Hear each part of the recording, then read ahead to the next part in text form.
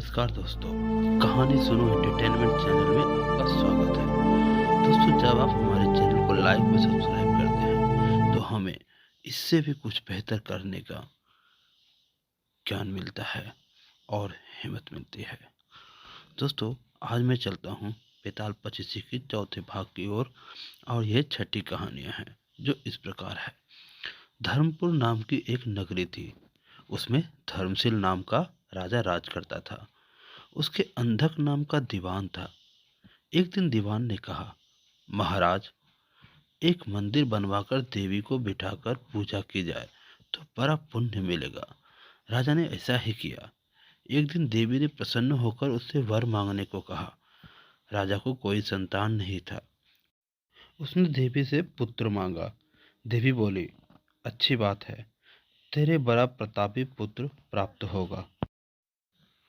कुछ दिन बाद राजा को एक लड़का हुआ। सारे नगर में खुशी मनाई गई। एक दिन एक धोबी अपने मित्र के साथ उस नगर में आया। उसकी निगाह देवी के मंदिर में पड़ी। उसने देवी को प्रणाम करने का इरादा किया। उसी समय उसे एक धोबी की लड़की दिखाई दी जो बड़ी सुंदर थी।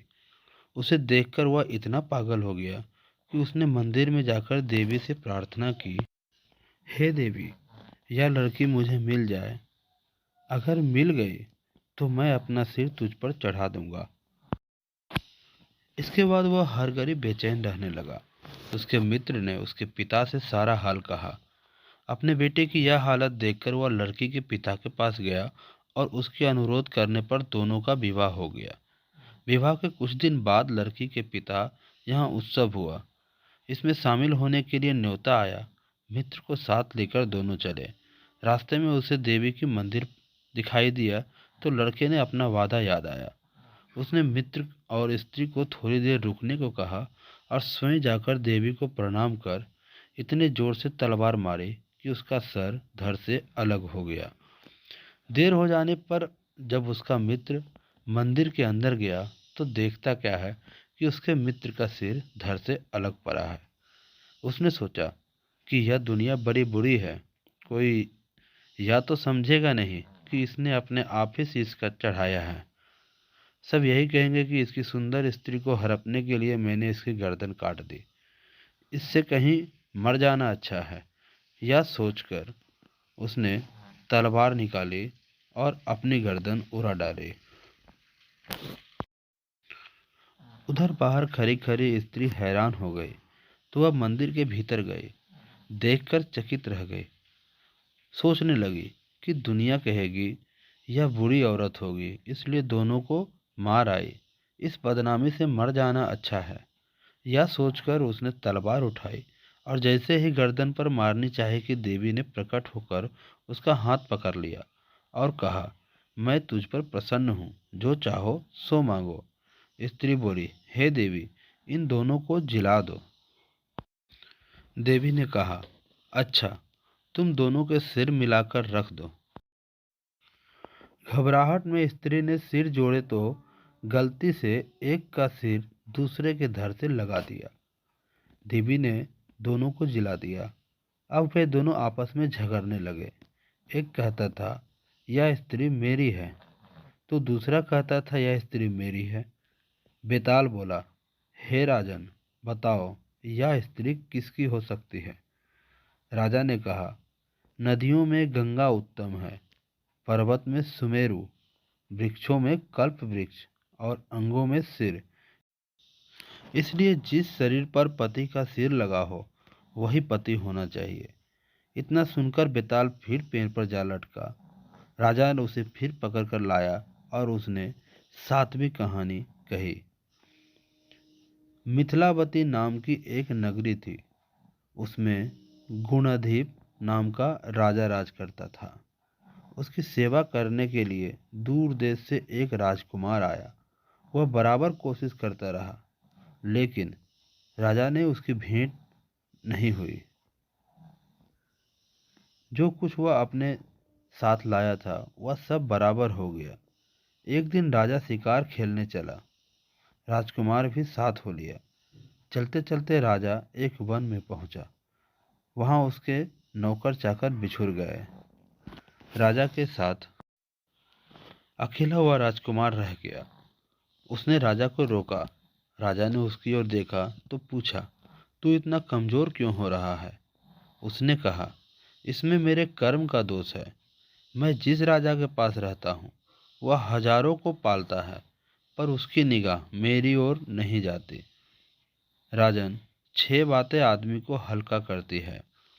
खोटे नर की प्रीति, बिना कारण हंसी, स्त्री से विवाद और सज्जन स्वामी की सेवा, गधे की सवारी और बिना संस्कृत की भाषा। और हे राजन, ये 5 चीजें आदमी के पैदा होते ही विधाता उसके भाग्य में लिख देता है। आयु, कर्म, धन, विद्या और यश। राजन, जब तक आदमी का पुण्य उदय रहता है तब तक उसके बहुत से दास रहते हैं।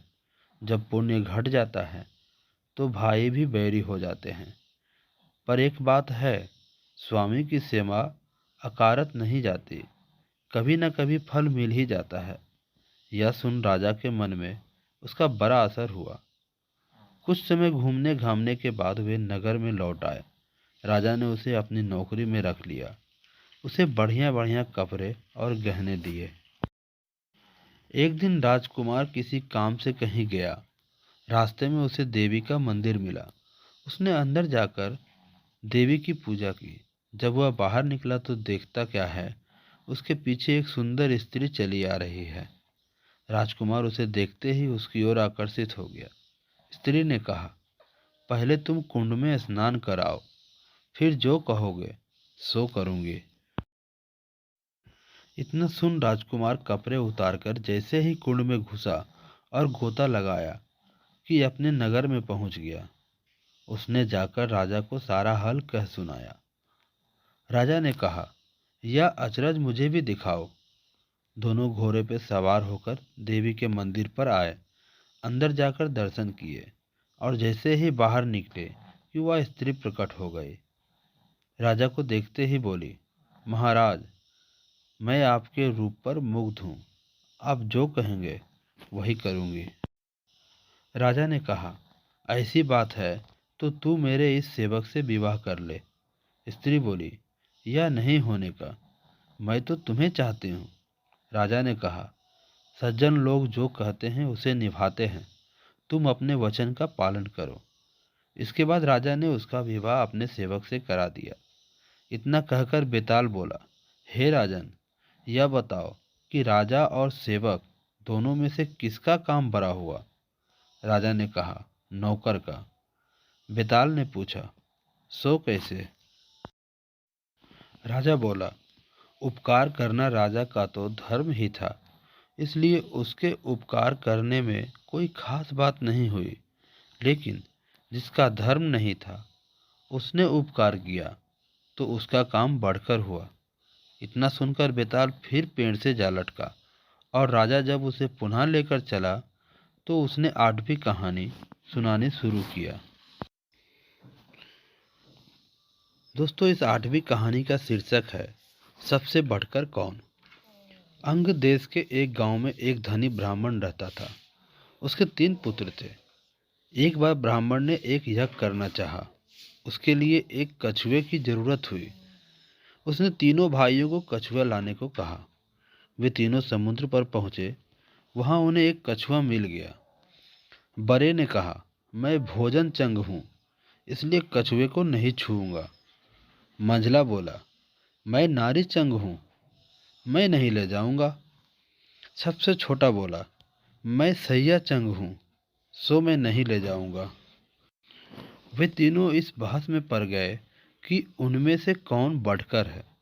जब वे आपस में इसका फैसला नहीं कर सके तो राजा के पास पहुंचे। राजा ने कहा, आप लोग रुकें, मैं तीनों की अलग अलग जांच करूंगा। इसके बाद राजा ने बढ़िया भोजन तैयार कराया और तीनों को खाने के लिए बैठाया। सबसे बड़े ने कहा, मैं खाना नहीं खाऊंगा, इसमें मुर्दे की गंध आती है। वह उठकर चला गया। राजा ने पता लगाया तो मालूम हुआ कि वह भोजन शमशान के पास के खेत पर बना था। राजा ने कहा, तुम सचमुच भोजन चंग हो, तुम्हें भोजन की पहचान है। रात के समय राजा ने एक सुंदर स्त्री को मंझले भाई के पास भेजा। जो ही वह वहां पहुंची कि मंझले भाई ने कहा, इसे हटाओ यहाँ से, इसके शरीर से बकरी की दूध की गंध आती है। राजा ने यह सुनकर पता लगाया तो मालूम हुआ कि वह स्त्री बचपन में बकरी के दूध पर पली थी। राजा बड़ा खुश हुआ और बोला, तुम सचमुच नारी चंग हो। इसके बाद उसने तीसरे भाई को सोने के लिए 7 गद्दों का पलंग दिया। जैसे ही वह उस पलंग पर लेटा कि एकदम चीख कर उठ बैठा।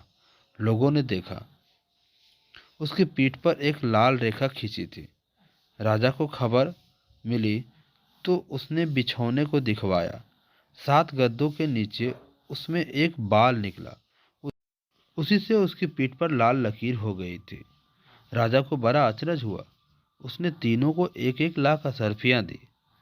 अब वे तीनों कछुए के ले जाना भूल गए, वहीं आनंद से रहने लगे। इतना कहकर बेताल बोला, हे राजा, तुम बताओ उन तीनों में कौन बढ़कर था। राजा ने कहा, मेरे विचार से सबसे बढ़कर सैया चंग था, क्योंकि उसकी पीठ पर बाल के निशान दिखाई दिया और ढूंढने पर बिस्तर में बाल भी पाया गया। बाकी दो के बारे में तो यह कहा जा सकता है कि उन्होंने किसी से पूछकर जान लिया होगा। इतना सुनते ही बेताल फिर पेड़ पर जा लटका। राजा लौटकर वहां गया और उसे लेकर लौटा तो उसने नवी कहानी सुनानी शुरू की। दोस्तों, आगे की कहानी अब हम आपको 5वें भाग में सुनाएंगे। दोस्तों, अगर ये कहानी अच्छी लगी हो तो प्लीज़ इस चैनल को लाइक, शेयर व सब्सक्राइब जरूर करें। धन्यवाद। जय हिंद।